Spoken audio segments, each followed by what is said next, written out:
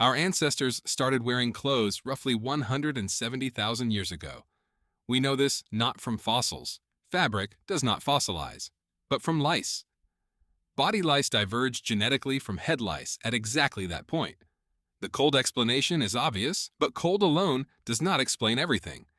What if I told you that even the very goal of survival is driven by another, more fundamental mission within us? What if we are merely pawns in pursuit of goals beyond our own comprehension? My name is Max, and this is Becoming Human. For most of human prehistory, gathering was local: berries, roots, small prey within walking distance of camp.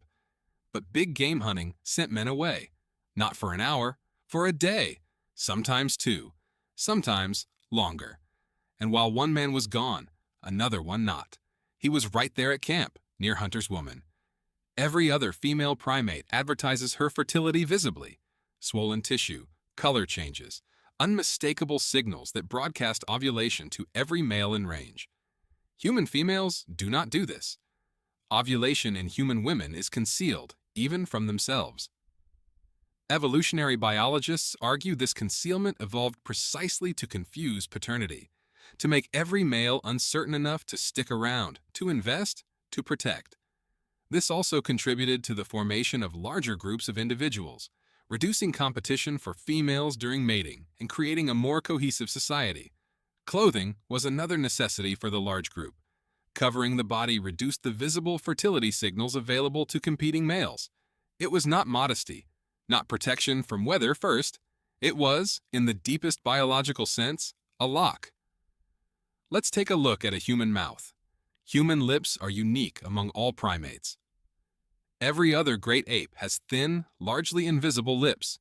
Ours are everted, turned outward, permanently displayed. Evolutionary biologist Jeffrey Miller argues that human lips evolved as a secondary sexual signal, their shape and color mimicking other fertility cues. Red lips indicate youth, health, and hormonal vitality. Full lips signal high estrogen. The cosmetics industry discovered this accidentally and then industrialized it. Lipstick is the oldest manufactured beauty product in recorded history. Found in Sumerian graves over 4,000 years old. Women have been amplifying this signal for millennia. They did not know why. Their genes did. What about baby's face? The lips are enormous relative to the head. The eyes take up a disproportionate amount of the face. The forehead is large, the chin small, the cheeks round. This is neoteny, the retention of juvenile features, and it is one of the most powerful triggers in the human nervous system. A baby's smile does not just make you feel warmth. It fires a caregiving circuit so ancient and so hardwired that it overrides almost everything else. Evolutionary psychologists have shown that adults rate infant faces as irresistibly compelling across every culture on Earth. This response exists because infants who failed to trigger it did not survive. The smile is not innocent, it is a survival weapon. And then there are earlobes. Humans are the only primates with detached earlobes. No structural purpose, no acoustic advantage.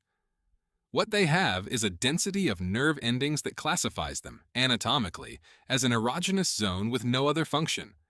The explanation is sexual selection.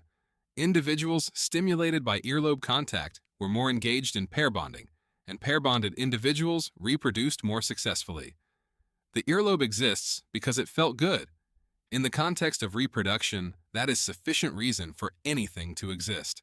This is the mechanism underneath all of it. You are not a person who sometimes thinks about reproduction. You are a replication machine that sometimes thinks about other things. Your genes are the replicators, ancient, mindless, staggeringly successful information copying systems whose only goal, if goal is even the right word, is to make more copies of themselves. Your body is the vehicle they built to do it. Your feelings, your attractions, your sense of beauty, the catch in your chest when a child smiles at you, all of it is the replicator running its program. This is not cynical, it is simply true.